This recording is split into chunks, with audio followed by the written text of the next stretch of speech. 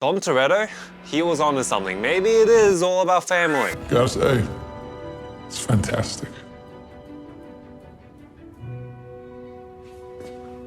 You must have an insane amount of mental fortitude to withstand the amount of shitty adaptations this team has been through. By the way, this is being recorded before First Steps comes out, so, you know, things might change. Listen, Fantastic Four fans, they are truly small in size. In the wider net, you have people who just like the Fantastic Four because they grew up with the 2000s films and they watched those Jessica Alba scenes one too many times. Then after that, you have two parts of the fandom. The first one makes up around 80% and they're just super willy-nilly to talk about the Fantastic Four online and contribute to discussions through comments. Actually, Dr. Doom, he's not really a bad guy. He's just quirky. He's a bit petty, you know, but he's actually a very lovable uncle to Valeria. Yeah, the Reed Richards, Sue Storm, Namor love triangle, it's so insane. It's a huge thing in the comics. Then the small remaining 20%, you got people who actually read the comics. I mean, can the aforementioned 80% really name a famous Fantastic Four story arc? And no, Ultimate Reed Richards becoming the Maker does not count, you basic bitch. But going back to the whole Namor thing, it just seems like a lot of Fantastic Four fans, they just fantasize about being cut. I get that the Fantastic Four is Marvel's first true family, and let's be honest, probably yours as well, but there's no reason to project like that. I get it though, after the string of failed adaptations, something is bound to break inside you. It's pointless. You're either A, gonna be forever disappointed that the new Fantastic Four movie isn't as good as The Incredibles, or B,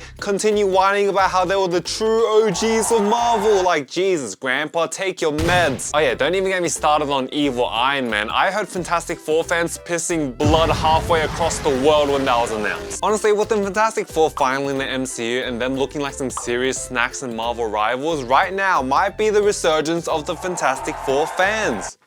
Once they stop gooning to Sue Storm for Marvel rivals, of course. Over here, fellas. I hate to break it to you, but you are not special because you had a crush on Raven when you were pre-pubescent. I know there were fans of Teen Titans pre the 2003 show, but let's be honest, that was a different era. That was a time when you could put Teen Titans and the X-Men in the same sentence, or Deathstroke and Kevin Spacey in the same sentence. If not for the 2003 show, let's be real, the Teen Titans would have just rotted away in the corner with all the dust and webs and shit. And of course, if you grew up with the 2003 show, you find it absolutely sinful to have characters like Wally West or Donna Troy in the team roster. Even though, get this, they were part of the original team. But of course, that doesn't matter to you, right? Because the 2003 team, they're perfect. They're way better than that team.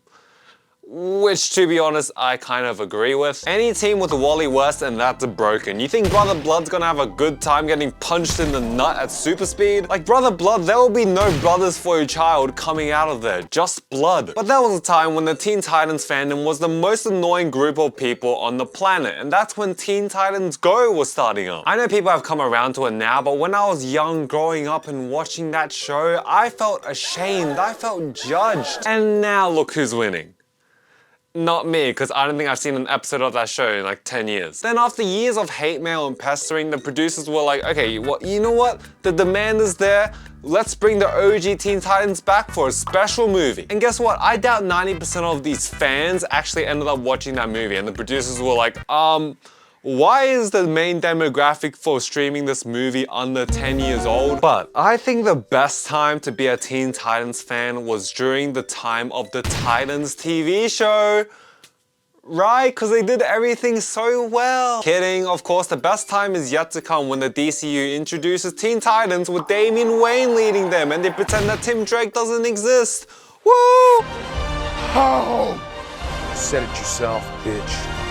We're the Guardians of the Galaxy. One thing's for sure, you definitely did not fuck with them before 2014. And if you did, they definitely weren't your favorite superhero team of all time. Let's relax. Either way, let's just be happy that your MCU trilogy might be the most overlooked trilogy in terms of quality in the entire MCU. And it's not even just in that. Guardians of the Galaxy fans are probably upset that they're overlooked in everything. Anyone remember they had their own video game and it was actually well received, but no one played it? No, not that one. I'm talking about that one as well. It seems like Marvel just went balls deep into the Guardians as a franchise, but the demand just wasn't there. Because if there ain't no James Gunn Guardians, there ain't no Guardians fans, okay? I'm sorry. And don't pretend you liked them before James Gunn did his thing. No, you didn't, okay? You remember them from that one Earth's Mightiest Heroes episode or that Lego Marvel Superheroes game. And don't even make me bring up the time when all you listened to was Awesome Mix Volume 1, as if you were some sort of special indie kid. That was a 2010s equivalent of buying a matcha and reading a physical book with wired earphones. If you're a Guardians fan, the only feeling you're ever hooked on is probably having daddy issues. It's simple. Get on board or get out of the way. So you have Young Justice fans who like the show and maybe fell off during season 3 or 4. Then you have Young Justice fans who reside on Reddit and TikTok and Pinterest and Tumblr. They'll have entire accounts dedicated to one of these characters, fucking treasure them and talk about them as if they're real people. Listen, Wally West is dead, okay? Move on. Speaking of which, they'll probably be the first to tell you that Young Justice isn't actually cancelled because they never officially said so. Even if for some reason they revive it again, is that something we really want? We've been blue-balled by this fucking dark side story since season 1, and when they were blessed by the hand of God to be revived again, they just introduced a million side characters and a bunch of other villains that no one cares about and made zero progress on the overall story. This is like giving a dog who bit a child a ribeye steak as a treat. How long are we gonna keep rewarding this behavior? Anyway, no, I'm not gonna forget about the original Young Justice comic run, which had Superboy and Impulse and Tim Drake Robin, I believe. Apparently the series was pretty good, and if you're a fan of that series, you're probably upset that the show was kinda nothing like that series. But hey, at least you don't have to see your favorite character get fanficked with another character. Also, these guys come in hordes, so if you insult them in the comments, just be ready.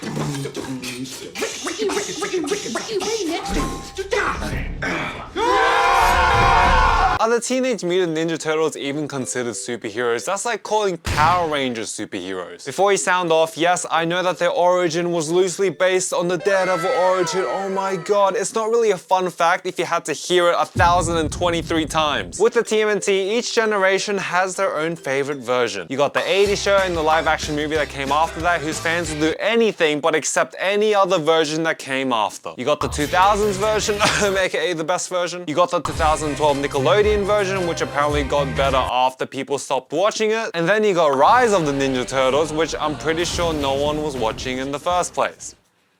I've heard it's fun though. I mean, how am I supposed to group these groups together? By the fact that they all claim to really love the Last Ronin book, even though none of them read it without being spoiled first? I also feel like TMNT fans are the most harmless fans in the world, for better or for worse. If I insult you, what are you gonna do? Rant about how the 2007 movie is underrated? Pfft. Good fucking luck. What's crazy is that TMNT fans are willing to die on the hill that the 1990 TMNT movie is the best TMNT movie of all time, despite Mutant Mayhem coming out 2 years ago. And now I have to address the 2 live-action ones produced by Michael Bay. Yes, you may not like those movies, yes, you may think that they're a bastardization of the source material, but you can't stop the fact that they'll be in some YouTuber's essay in 5 years calling them underrated. But honestly, I'm pretty sure most hardcore Turtles fans are 90s kids who have no sense of time. And if you're watching this right now, I would like to remind you that this show wasn't 20 years ago. This show was now 20 years ago. Yeah, check your pension. What the fuck is going on? We're all raging. We're fucking coming, man!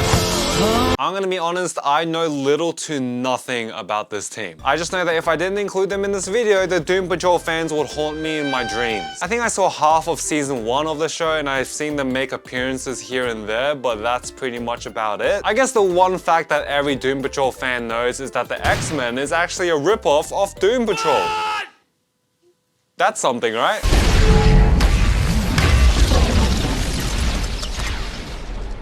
Let's kill him properly this time. Oh my god, where do I begin? Is anyone's favorite superhero team actually the Avengers? I understand if you like the team and everything, but to say that they're your absolute favorite? That's insane. But also brave, because that tells me that you're unafraid to be called a normie of the highest degree. The only reason I feel like anyone would say that the Avengers is their favorite superhero team is because they don't know any other superhero team. Of course, this could change in a few years because kids who grew up in the 2010s, they could be like, oh yeah, I grew up with the Avengers, you know, they were there my whole life, those movies, I fucking love them, they're my goats. But I have to ask, what does Avengers even mean at this point? I feel like it just means every Marvel hero ever, because apparently that's how the MCU defines it, and therefore that's how Marvel Comics defines it. You ask an Avengers fan what the best Avengers story is, and they'll be like,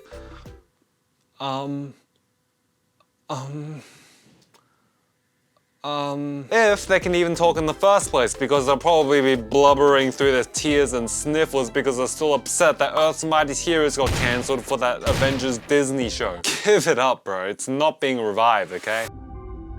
My name is Coral Dox, but the Legionnaires just call me Brainy. Honestly, the same boat as Doom Patrol. I know there were some hardcore Legion of Superheroes fans out there, so I didn't want to do you guys dirty, because let's be honest, you guys have been done dirty enough as it is. An anime series that didn't get popular, live action appearances limited to CW, and an appearance in Young Justice, but when Young Justice wasn't that good anymore. Oh wait, sorry, how could I forget a Tomorrowverse movie that also wasn't very good? The Legion of Superheroes peaked in the 70s and 80s, and the writers who grew up with them, they tried bringing it back, but it just never caught back on again. So what I'm trying to say is, I know you guys love your sci-fi, but let's be honest, the world doesn't want more sci-fi at the moment, because the world we're living in now feels like fucking sci-fi.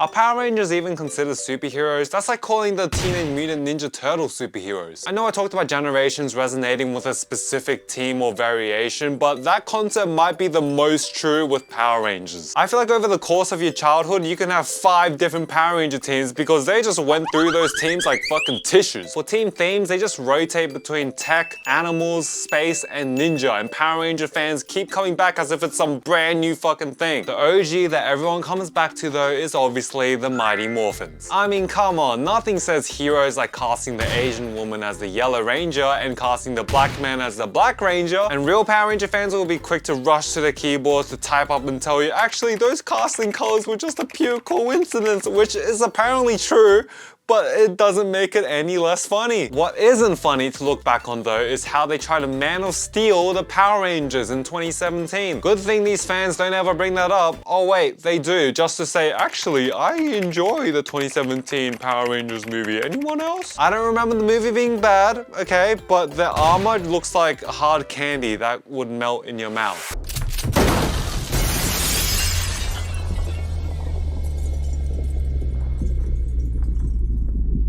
Dude, you have to watch the ultimate cut. It's the only way to see the film. Buddy, it's 3 hours, 35 minutes long. I accidentally watched it because I thought it was a theatrical cut, and that was enough. Breaking news, you fat nerds. The Watchmen looking cool wasn't the point of the original book. And fans of the movie are always quick to bring it up in any discussion about what's the best superhero movie of all time.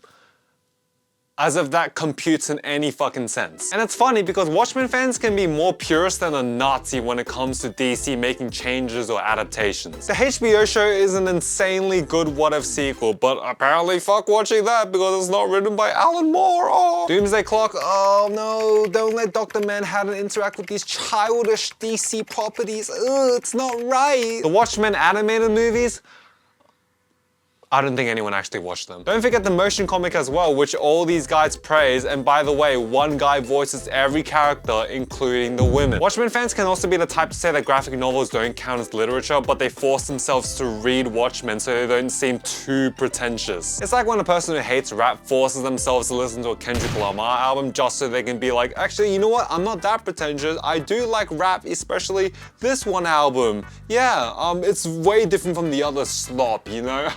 But in actuality, they hated every single minute of listening to it.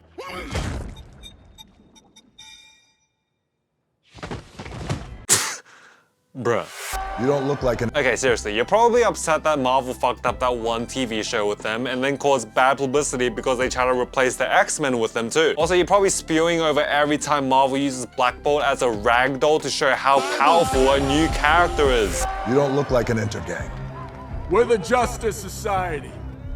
Our mission is to protect global stability. You either love being really different or congratulations on your retirement. A-list characters are like kryptonite to Justice Society fans. Like if your mom knows a character that's in the Justice Society of America, then fuck that, the Justice Society is now ruined for you. Which is fair enough because the JSA is like the X-Men in a way. They're better than the sum of their parts. Because listen, this is the same team that your grandpa tells you that he was reading about. And that's even before he goes on a tangent that he doesn't realize is racist. I feel like nowadays the Justice Society is only brought out of the dungeon when DC can't afford to use the Justice League. I mean, to be honest, Stargirl was pretty sick. I learned a lot about the JSA through that show. The Justice Society in Black Adam, more like a Justice Squad. Like there is no way that any JSA fan is calling that team a society. What? The Justice Society in Legends of Tomorrow, it was pretty alright, set them in World War I or II or whatever. JSA fans are purists in that way. If you try to de-age them and not make them a group of old senile men, then they will try gutting you in your sleep.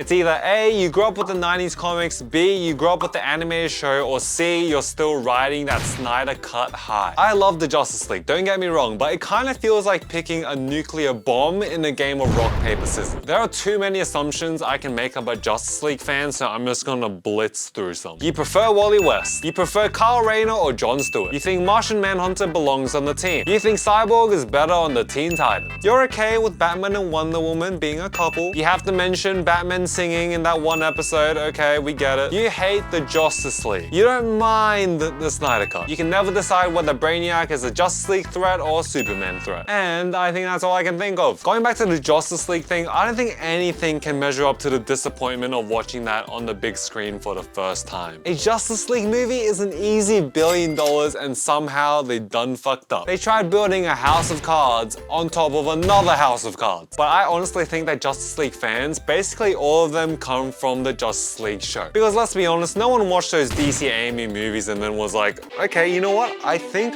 Justice League is my favorite superhero team of all time. No, no one's saying that. You still believe? Just because someone stumbles, loses their way, it doesn't mean they're lost forever. This needs an entirely dedicated video. There are just way too many generations to tackle for X-Men fans. First, you grew up with the Claremont run and now you either have a family or you're desperately alone. Second, you grew up with the 90s series and now you can't stop glazing the shit out of X-Men 97. Third, you grew up in the Wolverine era with shows like X-Men Evolution, Wolverine and the X-Men, and Anime X-Men and Anime Wolverine. I know. Bet you didn't expect those deep cuts. And finally, we have today's generation who grew up with Deadpool and clips from X-Men 97. I'm gonna say right now, I'm an X-Men fan. No, I haven't read all the comics. No, I didn't keep up with all 10 series during the Krakoa run, okay? But I just love the idea of them. It's just amazing. What's also amazing is an X-Men fan's ability to excuse any downright bad guy as a good guy. Oh, but Magneto, he just wants to fight for his people. Yes, please excuse all the innocent people he kills and the very point of the X-Men existing. That makes sense. The guy calls his team the Brotherhood of Evil Mutants. Even Magneto has no idea what the fuck you're talking about. I also don't need to read your mind to know that you think that Cyclops was done injustice in the films. He was wasted. Justice for Cyclops on film, because you'll probably tell me unprovoked. There are just way too many things that X-Men fans feel the need to tell people for no reason. Well, you know, they were actually made as an allegory for minority rights and please, leave me alone. Go watch your favorite TV show that no one else in the world has seen, like The Gifted or Legion. Legion was pretty good though, I can't lie. And if you want to get into specifics about what your favorite X-Men character says about you, then I made a video about that too around a year ago, so check that out if you haven't already. Check out my discussion channel. I will be reviewing Fantastic Four first steps on there, so you know, stay tuned and check out my letterbox and check out my second channel for random vlogs and videos. Everything's in the description. I'll see you next week. See you.